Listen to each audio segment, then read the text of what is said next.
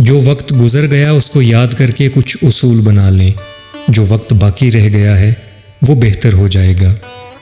بڑا کام وہی شخص کر سکتا ہے جو خود کو چھوٹا کرنے پر راضی کر لے۔ اگر آپ اپنی برائیوں پر قابو پانا چاہتے ہیں تو سچ بولنا شروع کر دیں۔ عورت چاہے کتنی بھی بہادر ہو جائے، جتنا بھی پڑھ لکھ جائے، کمانا شروع ہو جائے، لیکن ایک نہ ایک دن اس کو ایک اچھے ساتھ کی ضرورت ہوتی ہے۔ جب حالات تم پر حاوی ہوں اور تم اپنے بدترین دنوں سے گزر رہے ہو تو بعض اوقات تمہیں وہاں سے راحت ملتی ہے جہاں سے تمہیں گمان بھی نہیں ہوتا۔ یہ صرف اس نیکی کا بدلہ ہے جو تم نے کسی کے لیے کی اور بھول گئے، لیکن خدا اسے نہیں بھولا تھا۔ جانتے ہو دھوکے کا سب سے اداس پہلو کیا ہے؟ یہ کبھی دشمن کی طرف سے نہیں آتا۔ ہم جس معاشرے میں رہتے ہیں اس میں بہن کے گھر کا پانی پینا حرام، جبکہ اس کا شرعی حصہ ہڑپ کرنا حلال سمجھا جاتا ہے۔ غم کو بھی اسی طرح قبول کرو جس طرح خوشی کو کرتے ہو، دونوں ایک ہی مصنف کے لکھے ہوئے ہیں۔ خاموش لوگوں کو جو چیز سب سے زیادہ تھکا دیتی ہے وہ ان کے دماغ کا شور ہے۔ ایسا دروازہ بنیں جس سے خیر داخل ہو، اگر ایسا نہیں کر سکتے تو وہ کھڑکی بنے جس سے روشنی گزرے، اگر ایسا بھی نہیں کر سکتے تو ایسی دیوار بنے جو تھکے ہوئوں کو سہارا دے، کیونکہ اللہ کی مخلوق سے محبت ہی اللہ سے محبت ہے۔ سب کے سامنے اپنے دکھ بیان نہ کرو، لوگ آپ کے ساتھ رو کر سنیں گے اور پھر دوسروں کو ہنس کے سنائیں گے۔ طاقت کی ضرورت تب ہوتی ہے جب کچھ برا کرنا ہو، ورنہ دنیا میں سب کچھ پانے کے لیے پیار ہی کافی ہے۔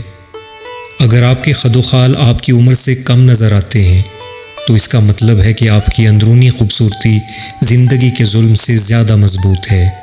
قمیض کے ٹوٹے ہوئے بٹن سے لے کر ٹوٹی ہوئی امید تک عورت کچھ بھی جوڑ سکتی ہے۔ میں اپنی پریشانی کسی سے شیئر نہیں کرتا کیونکہ میں جانتا ہوں میری پریشانی صرف میری پریشانی ہے۔ سب سے زیادہ اذیت ناک اور بدترین دشمن وہ ہوتا ہے جو کبھی دوست رہا ہو۔ ان لوگوں کے سامنے خوش رہیں جو آپ کو پسند نہیں کرتے، یہ انہیں بہت تکلیف دیتا ہے۔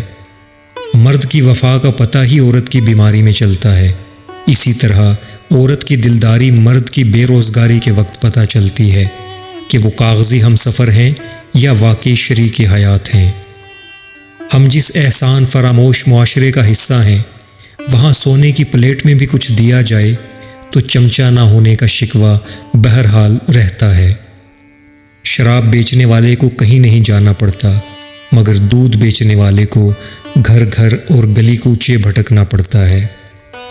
کم ترین علم وہ ہے جو زبان پر رہے، اور بلند ترین علم وہ ہے جو کردار سے ظاہر ہو۔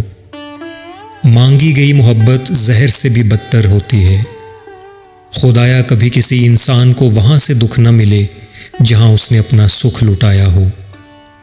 جو کہا نہیں جا سکتا وہ بہت رلاتا ہے۔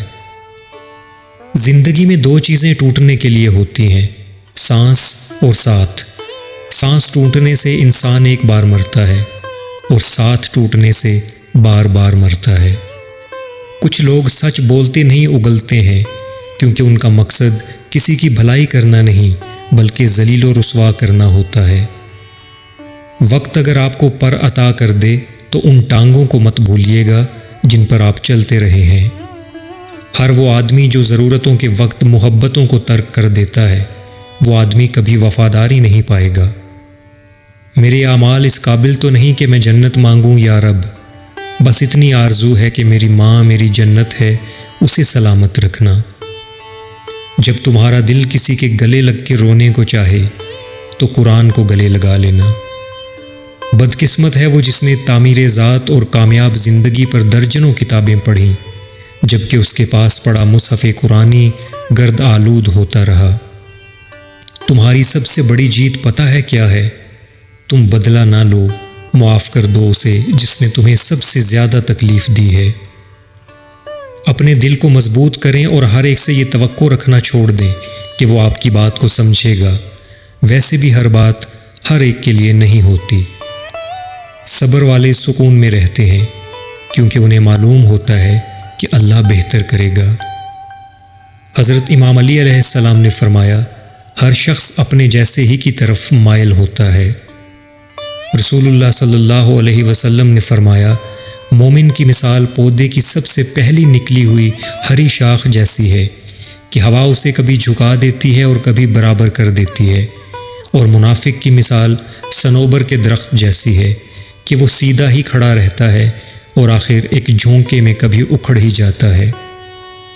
اللہ دکھ بھری داستان بہت دھیان سے سنتا ہے، کچھ غم مٹا بھی دیتا ہے، کچھ الجھنیں سلجھا بھی دیتا ہے، لیکن سارے مسئلے حل نہیں کرتا، کیونکہ اگر سارے غم ہی سلجھ جائیں تو آدمی اور اللہ کے درمیان بات چیت بند ہو جاتی ہے۔ حضرت علی رضی اللہ تعالیٰ عنہ نے فرمایا، 3 انسان 3 چیزوں سے محروم رہیں گے، غصے والا صحیح فیصلے سے، جھوٹا عزت سے، جلد باز کامیابی سے۔ رسول اللہ صلی اللہ علیہ وسلم نے ارشاد فرمایا، جو اپنے بھائی کی مدد کرنے کی طاقت رکھتا ہو اور وہ اس کی پوشیدہ مدد کرے تو اللہ تعالیٰ دنیا و آخرت میں اس کی مدد فرمائے گا۔ میں نے آج ایک چیز پر غور کیا کہ میرے رب نے کبھی بھی مجھے میری طاقت سے زیادہ نہیں آزمایا، لیکن انسان نے مجھے وہاں سے آزمایا جہاں میری طاقت کی انتہا تھی۔ حضرت محمد صلی اللہ علیہ وسلم فرماتے ہیں، نیک اور بلند مرتبے والے لوگ اپنی بیویوں کی عزت کرتے ہیں اور پست ذہنیت اور نیچ لوگ ان کی توہین کرتے ہیں۔ حضرت محمد صلی اللہ علیہ وسلم فرماتے ہیں، اگر تم اتنے گناہ کر لو کہ تمہارے گناہ آسمان تک پہنچ جائیں، مگر اس کے بعد تم توبہ کر لو تو اللہ تمہاری توبہ قبول کر لیں گے۔ جب اچانک دل اداس ہو جائے تو وہ روح مرمت کرنے کا لمحہ ہوتا ہے، سنا ہے توبہ کرنے سے روح مرمت ہو جاتی ہے۔ تتلی اپنی خوبصورتی کے باوجود ایک کیڑا ہے اور کیکٹس اپنی بے رحمی کے باوجود ایک پھول ہے، اس لیے لوگوں کو ان کے ناموں اور شکلوں سے مت جانیے۔ اگر ہمارے پاس غم اور تکلیف میں اللہ کو پکارنے کا آپشن نہ ہوتا تو یقین کریں ہمارے غم ہمارا سینہ چیر ڈالتے۔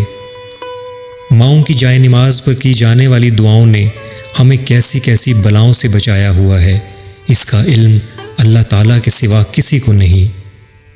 تعلقات کو ٹھیک کرنے کی کبھی کوشش نہ کریں، بلکہ اپنے مالی حالات ٹھیک کریں، تعلقات خود بخود ٹھیک ہو جائیں گے۔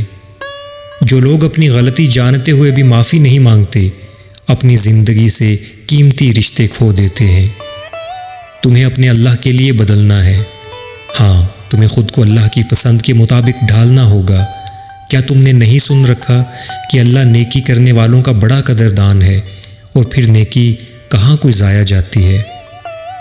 محبت سے غم اور اداسی ضرور پیدا ہوگی، وہ محبت ہی نہیں جو اداس نہ کر دے۔